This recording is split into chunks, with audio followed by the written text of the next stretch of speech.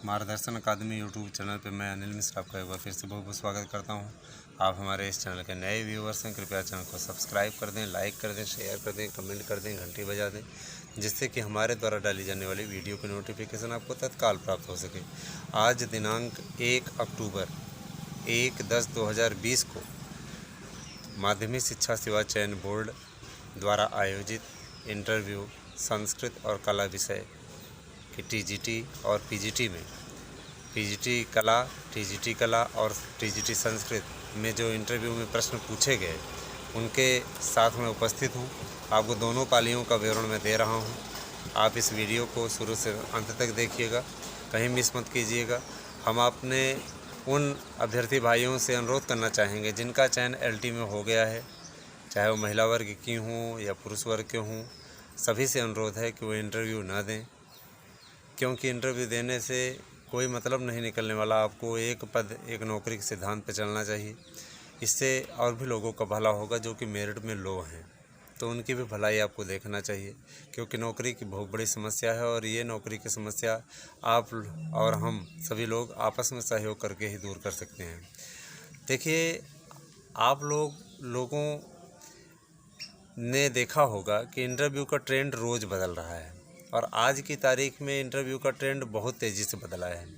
अभी आपसे यह प्रश्न नहीं किया जा रहा है कि आप क्या तैयार करके आए हो, आज से एकदम ट्रेंड ही बदल गया। आज आपसे व्याकरण और साहित्य दोनों से प्रश्न पूछे गए। साहित्य में संस्कृत में पूछा गया, कादम्बरी स्वकीया नायिका है कैसे, सिद्ध कीजिए स्वकीया नायिका है। फिर अगर आप उसे परकीया नायिका मानते हैं तो परकीया नायिका कैसे मानते हैं, बताइए, कारण बताइए। परकीया नायिका का क्या लक्षण होता है, स्वकीय नायिका का क्या लक्षण होता है, ठीक है। धीरोदात्त नायक किसे कहते हैं, यह प्रश्न आज पूछा गया। धीरोदात्त नायक कौन होता है, क्या लक्षण बताया गया धीरोदात्त नायक का। तैयारी कर लीजिएगा अच्छे से आप लोग। ये एमए का क्वेश्चन है, किसी ने बताया होगा कि पीजी हमने किया हुआ है। धीरोदात्त नायक किस प्रकार का होता है। इसके अलावा पूछा गया कि रामायण जो ग्रंथ है वाल्मीकि जी कृत, उसमें किस छंद का सर्वाधिक प्रयोग हुआ है। तो आप लोग अच्छी तरीके से जानते हैं कि अनुष्टुप छंद का प्रयोग ज़्यादा हुआ है, उसके बाद आर्या छंद का प्रयोग हुआ है। यह चीज़ की आप तैयारी आप अच्छे से कर लें। ध्यान दीजिएगा, महाभारत में कुल कितने पर्व हैं, यह प्रश्न आज की तारीख में पूछा गया। इसके अलावा पूछा गया करण कारक की परिभाषा उदाहरण से समझाइए। करण कारक का आपको परिभाषा बताना है और करण कारक की परिभाषा आप अच्छी तरीके से जानते हैं। जो आप लोगों का करण कारक का किताब में दिया हुआ है, चाहे संस्कृत व्याकरण प्रवेशिका से तैयार कर लें या आप लघु सिद्धांत कौमुदी से तैयार कर लें, ठीक है। और तैयारी आपकी ऐसी होनी चाहिए कि आप जवाब दें तो उदाहरण सहित दें, जैसे कि कर्तिकरणयोस् तृतीया, ठीक है। साधक तमम करणम, यह है ना, साधक तमम करणम यह सूत्र है। तो साधक तमम माने क्रिया की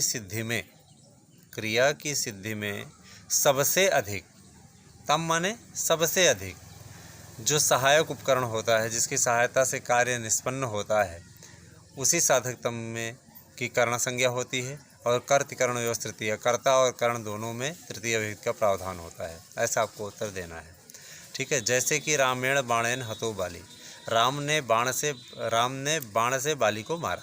यहाँ पे मारने की क्रिया में राम भी आवश्यक हैं, बाली भी आवश्यक है और बाण भी आवश्यक है, लेकिन जो हनन की क्रिया हो रही है, जिस क्रिया को मतलब जिसके द्वारा क्रिया संपन्न हो रही है, वो है बाण लगने के बाद ही बाली की मृत्यु हुई है, इसलिए बाणेन में तृतीया विभक्ति का प्रावधान हुआ। लेकिन चूँकि कर्ता में भी तृतीया करना है कर्तिकरणयोस् तृतीया से, तो कर्तिकरणयोस् तृतीया से रामेण और बाणेन दोनों में ही तृतीया विभक्ति का प्रावधान हुआ। पूछा गया कि कर्म कारक का सूत्र उदाहरण सहित बताइए। पहला सूत्र आप बताइए, समझाते हुए उदाहरण भी दीजिए। तो कर्तुः रीप्सित तमम कर्म, यह कल भी मैंने रिपीट किया था, आज भी पूछा गया कि कर्ता अपनी क्रिया के द्वारा जिस वस्तु को या जिस कार्य को सर्वाधिक चाहता है, ठीक है, उसी की कर्म संज्ञा होती है और कर्मण द्वितीया से उसमें द्वितीय विभक्ति का प्रावधान होता है। जैसे कि आप उदाहरण दे सकते हैं, पैसा ओदनम भूंगते।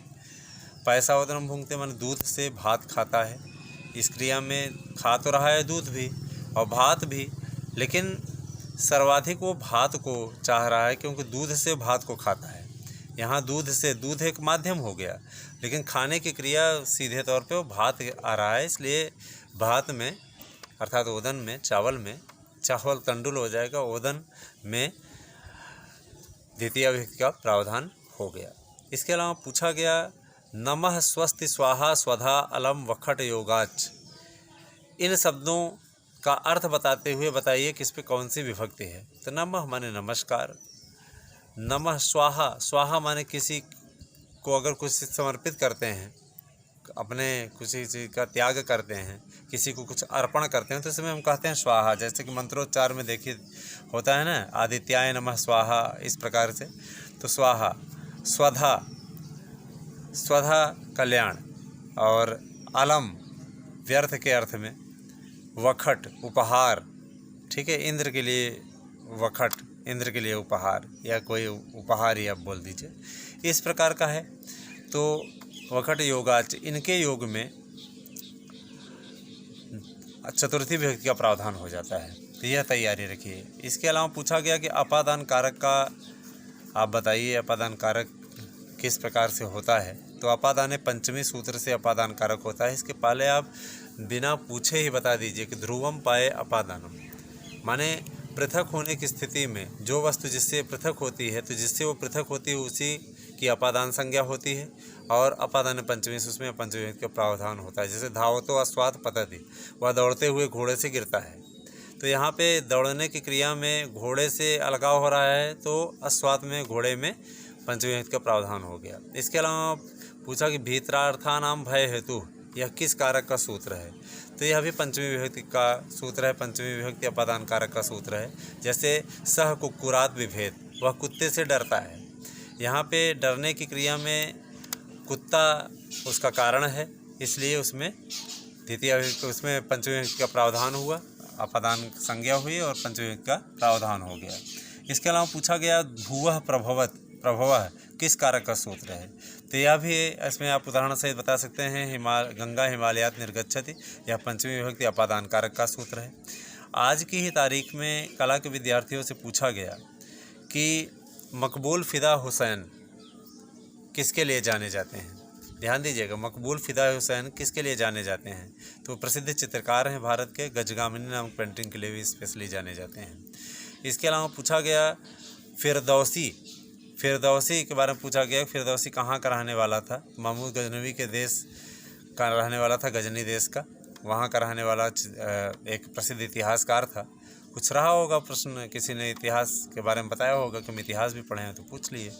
इसके अलावा पूछा गया कि कला के क्षेत्र में कौन सा पुरस्कार प्रत्येक वर्ष भारत सरकार द्वारा दिया जाता है। कला के क्षेत्र का पुरस्कार जरूर तैयार कर लीजिएगा, कौन कौन से दिए जाते हैं।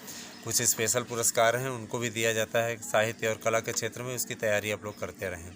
इसके अलावा साहित्य का सबसे बड़ा पुरस्कार किसे कहा जाता है, ठीक है, ज्ञानपीठ पुरस्कार।